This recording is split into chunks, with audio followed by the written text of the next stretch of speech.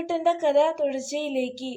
അപ്പോഴും അയാൾ ആക്രോശിക്കുന്നുണ്ടായിരുന്നു. കള്ളക്കഴുതേ, ഞാൻ ആരാണെന്ന് നിനക്കറിയാൻ പോണേയുള്ളൂ. അയാൾ കഴുതയുടെ അടുത്തു നിന്നും കരിതുള്ളി മടങ്ങിപ്പോയി. അവൻ പിന്നെയും സങ്കടം വന്നു. മാലാഖ് വിളമ്പി തന്നിരുന്ന വിശിഷ്ട ഭക്ഷണങ്ങളെക്കുറിച്ചോർത്ത് അവൻ ദുഃഖിച്ചു.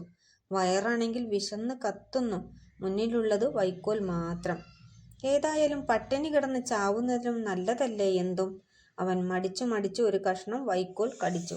മറ്റൊരവസരത്തിലാണെങ്കിൽ അവൻ എപ്പോഴും ഛർദ്ദിച്ചേനെ. ആ കൊടും വിശപ്പിൽ അവന് ഉണക്ക വൈക്കോൽ പോലും സ്വാദുള്ളതായി തോന്നി. ഏയ്, അത്ര മോശമൊന്നല്ല വൈക്കോൽ, അവൻ സ്വയം പറഞ്ഞു.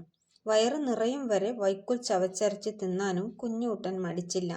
അത് കണ്ടുകൊണ്ട് വന്ന ഉടമ മുട്ടൻ വടി ഉയർത്തി പറഞ്ഞു, മതി തിന്നത്. വയറ് നിറച്ചും തിന്ന് ചുരുണ്ടുകൂടി കിടക്കാനല്ല ഞാൻ ഇല്ലാത്ത പണം കൊടുത്ത് നിന്നെ വാങ്ങിയത്.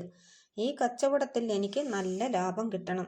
നാളെ രാവിലെ മുതൽ നീ പരിശീലനം തുടങ്ങണം.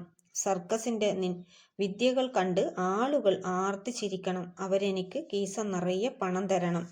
അപ്പോഴാണ് അയാൾ ഒരു സർക്കസ് പരിശീലകനാണെന്ന് കുഞ്ഞൂട്ടന് മനസ്സിലായത്.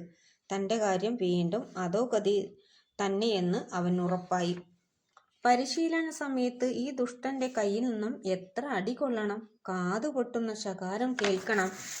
വിചിത്രം തന്നെ എന്റെ തലവിധി, അവൻ സ്വയം പഴിച്ചു. ചാണകം മണക്കുന്ന ആ തറയിൽ കിടന്ന് എന്നിട്ടും ക്ഷീണം കൊണ്ട് അവൻ ഉറങ്ങിപ്പോയി. ഉറക്കത്തിൽ മാലാഖയെയും അച്ഛനെയും അവൻ സ്വപ്നം കണ്ടു. അത് സ്വപ്നമാണെന്നറിഞ്ഞപ്പോൾ സങ്കടപ്പെട്ടു.